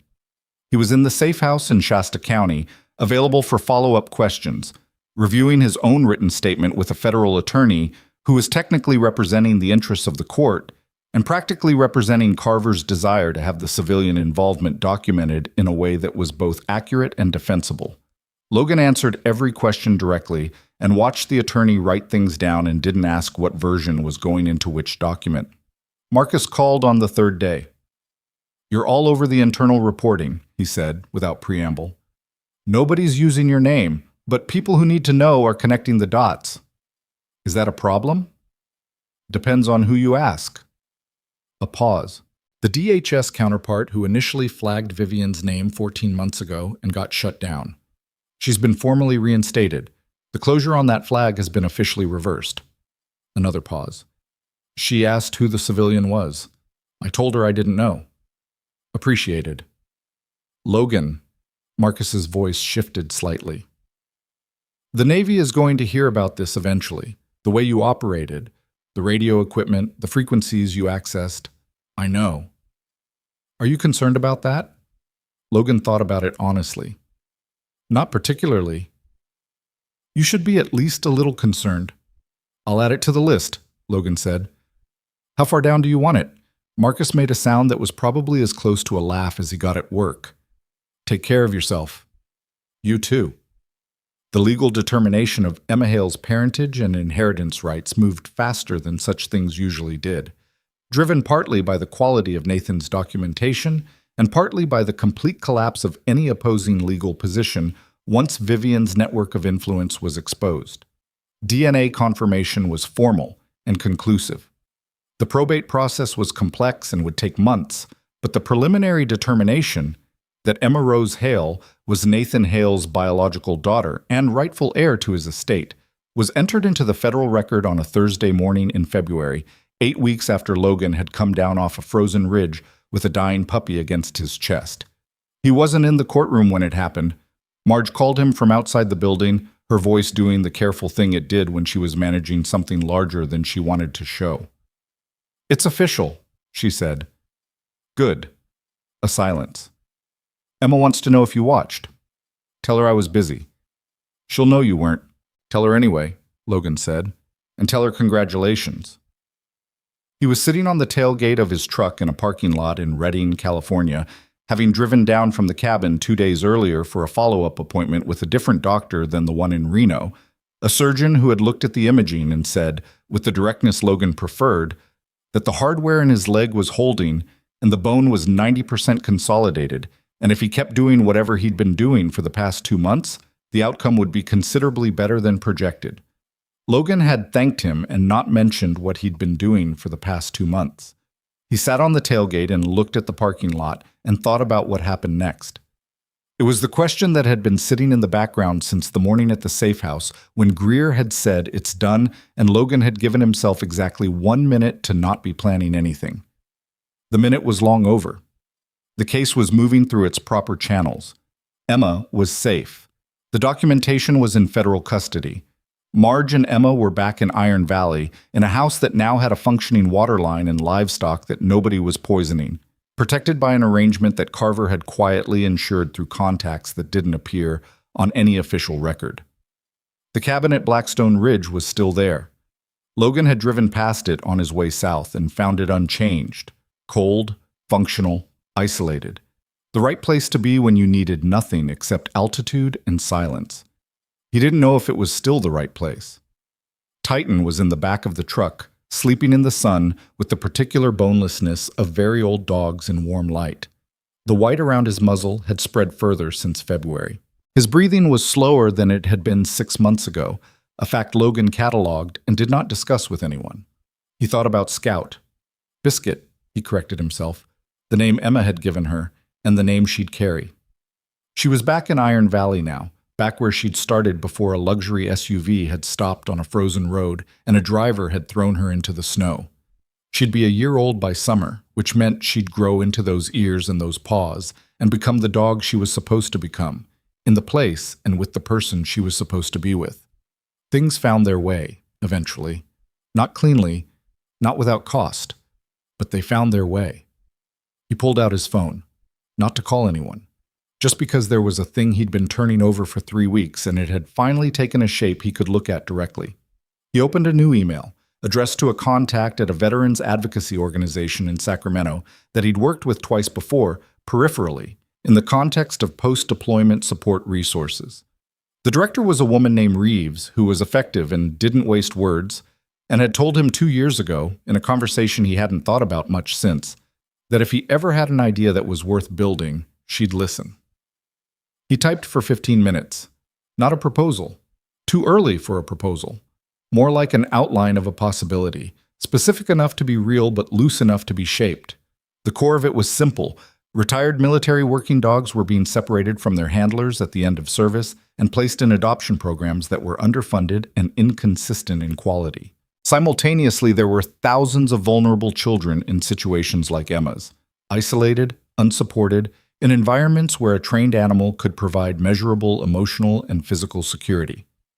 The connection between those two facts had been sitting in his head since the night at the safe house when he'd watched Emma fall asleep with Titan's head on her knee, and the dog had looked, for the first time since his retirement, like he was exactly where he was supposed to be. He read the email twice, fixed 2 sentences that were vague in ways that mattered. Then he sent it. Titan opened one eye, looked at Logan, and closed it again. "It's just an email," Logan said. The dog's tail moved once. Reeves called him back in 4 hours, which was faster than he'd expected. She didn't spend time on preamble. "This is the version of the idea that's been missing," she said. "The pairing model has been discussed before, but nobody's built the intake structure right. The military working dog placement side always falls apart at the assessment phase." "I know how to build the assessment phase," Logan said. "I know you do. That's why I'm calling back in the same day." A pause. "Are you in a position to move on this?" He looked at the parking lot, at the bare winter sky above Redding, at Titan sleeping in the truck bed. "I'm in a position to start," he said. "I don't know what the rest of it looks like yet." "That's fine. Start is enough." Another pause. "Where are you based?" "That's flexible. I need someone who can be in Sacramento 2 days a month for the first 6 months. Beyond that, we can work remotely." "I can do that." "All right." He heard her writing something. "I'll send you our organizational framework. You'll need to rewrite most of it. It was built by committee, and it shows." "I can do that too," Logan said. He heard her smile in the way you heard it when someone wasn't doing it for you, but couldn't help it anyway. "I'll be honest with you, Mercer. I almost called you 2 years ago when I had the first version of this idea. I didn't because I didn't think you were ready." Logan considered that. "Were you right?" "Probably. People aren't usually ready until something makes them ready." A pause. "What made you ready?" He thought about the ridge, the thermal monocular, the small shape in the snow that was almost not moving. "A dog," he said, "and a kid." "Good enough," she said. "I'll send the framework tonight." He drove north the next morning. Not to the cabin. Not yet. He had one stop to make. Iron Valley looked different in early February than it had when he'd first driven into it. The creek crossing was higher from snowmelt. The pastures had a thin green under the snow that hadn't been there in January. And the Granger property, Marge's property, had lights in every window and a truck he didn't recognize in the yard that turned out to belong to a county inspector doing a formal assessment of the water system, arranged through a process that Carver's office had quietly initiated and that the county had complied with in the way institutions comply when they understand the people watching. Emma was in the yard when he pulled in. She was throwing a stick for Biscuit, Scout, who was chasing it with the uncoordinated enthusiasm of a dog still figuring out that her back legs existed. She looked up when the truck appeared, then looked back at the dog, letting him come to her rather than running to the truck, which Logan understood as its own kind of communication. He got out. Titan dropped from the seat and moved to Emma with the same grave professionalism, which she accepted by kneeling down and pressing her forehead briefly against the old dog's. "He looks tired," she said. "He is," Logan said. "Is he okay?" "He's old," Logan said. "He's earned tired." She looked up at Logan. She was wearing a coat that fit now.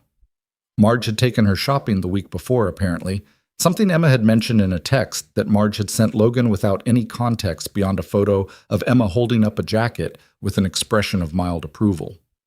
She looked different from the child in the oversized coat at the cabin door, but not in any way Logan could easily articulate. Something had settled.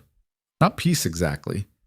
More like the specific quality of a person who has been handed an enormous weight and has decided provisionally to carry it rather than be crushed by it. "My brother called," she said. Logan waited. "Daniel."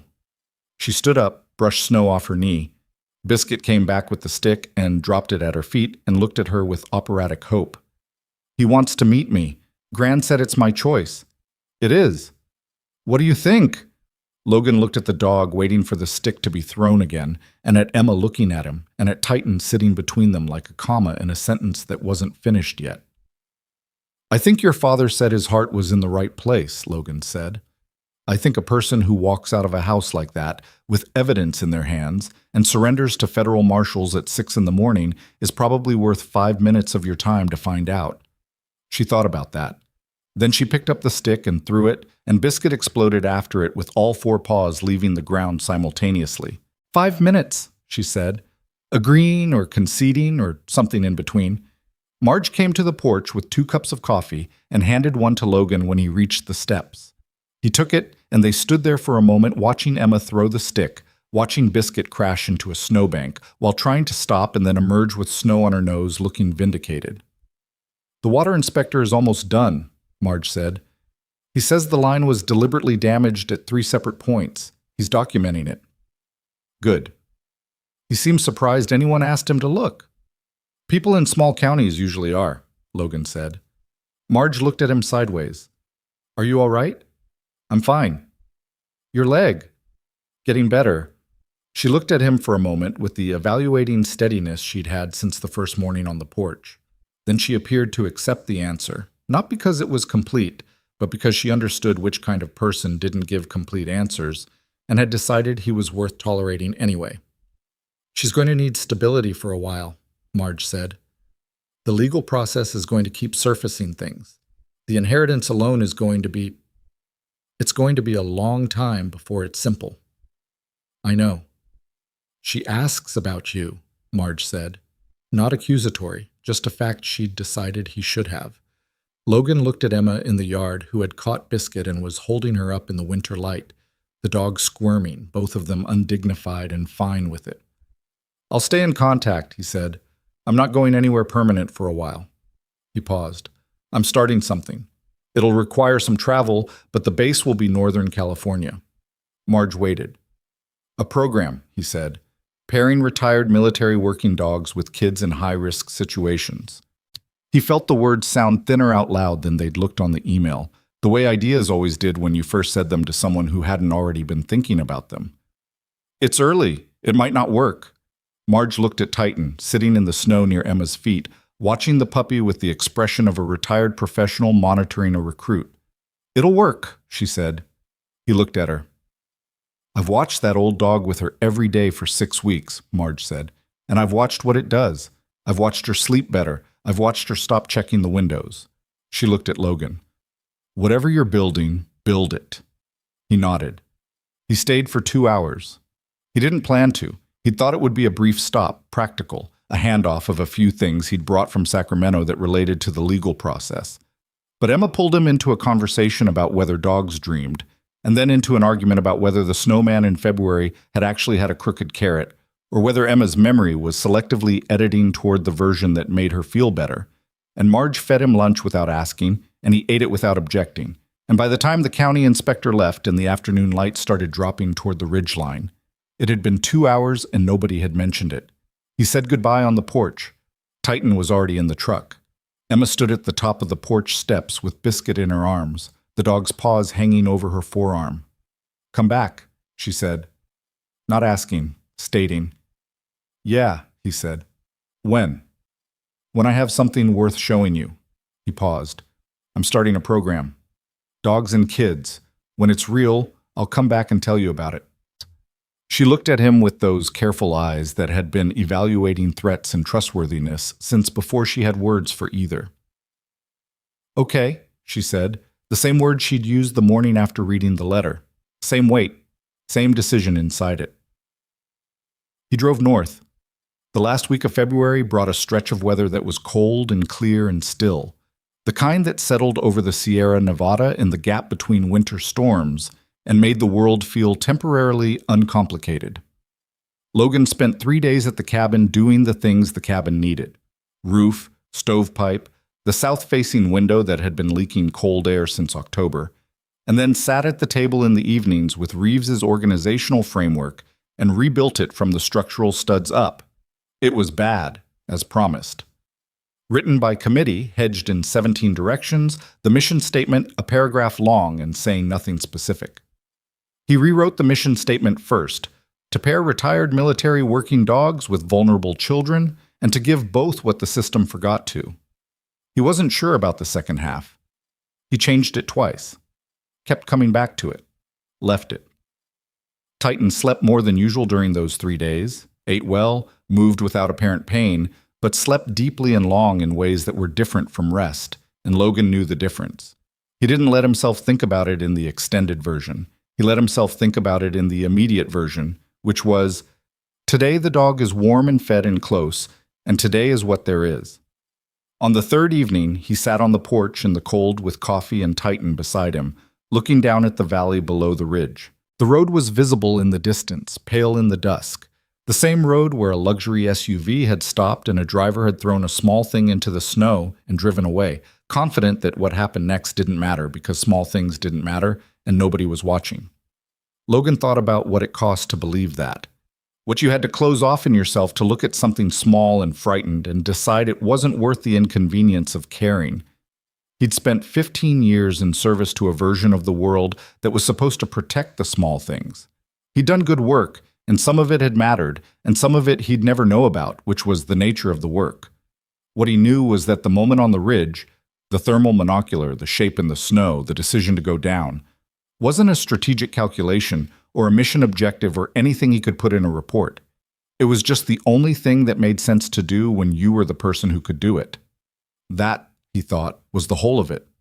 Not the awards, not the operations, not the clearances or the classified history or the 15 years of being useful in ways that required keeping secrets. The whole of it was, be present when it matters. Go down when you're the one who can, and don't confuse the things that feel important with the things that are. He put his hand on Titan's back. The dog was looking at the valley with the same attention he brought to everything, ears slightly forward, reading the air. "Good dog," Logan said. Titan's tail moved once, slow and certain. The stars came out over Blackstone Ridge in the specific way they came out at altitude. Not gradually, but all at once, as if they'd been there all along and the sky had simply stopped pretending otherwise. Logan sat with his coffee and looked at them and let the quiet be what it was, which was complete. 6 months later, the first pairing happened. A 9-year-old girl in Shasta County, who had been in and out of emergency placement for 2 years, was introduced to a 4-year-old Belgian Malinois named River, recently retired from the Air Force's security forces. The girl didn't speak for the first 15 minutes. She sat on the floor of the assessment room, and River sat across from her, and they looked at each other with the mutual seriousness of two creatures deciding something important. Then the girl held out her hand. River walked to her and put his nose in her palm. Logan watched from the observation window with Reeves beside him, who didn't say anything, which was exactly right. The program placed 11 dogs in its first year, 34 in its second. By the third year, there was a waiting list on both sides. Handlers wanting their dogs placed, caseworkers wanting access to the program. And Logan was spending half his time in Sacramento and half everywhere else. And his leg had healed to the point where the surgeon called it a remarkable outcome, with the specific pride of a man who wanted partial credit, which Logan gave him. Titan died on a Tuesday in April, 2 years after Blackstone Ridge, in the cabin, on his dog bed, with Logan sitting on the floor beside him. It was not dramatic. It was the way good things end when they've had enough time to do it right, slowly and then completely, and with the particular piece of a life that had been fully used. Logan sat with him for a long time after, not crying exactly, something more interior than that, a rearrangement of weight that had been distributed across both of them for 15 years and now had to find a new position. He called Emma that evening. She was 10 now, growing into the version of herself that was going to be formidable and probably occasionally difficult, and entirely her own. Titan died, he said. She was quiet for a moment. I know, she said. Gran told me. I'm okay. I know you are, she said. But I'm still sorry. He looked at the empty dog bed in the corner of the cabin. Me too, he said.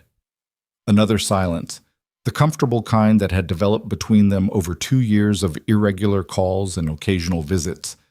Emma asking about the program, Logan asking about school, both of them understanding that the thing between them didn't have an exact name and didn't need one.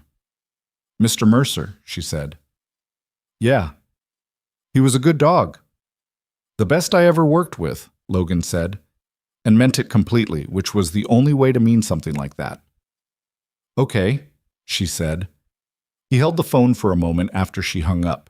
Then he set it on the table, next to the program framework that had grown from 12 pages to 70 over 2 years, next to the coffee cup that Marge had given him and that he'd somehow ended up keeping, next to a photograph he'd printed and framed without quite deciding to.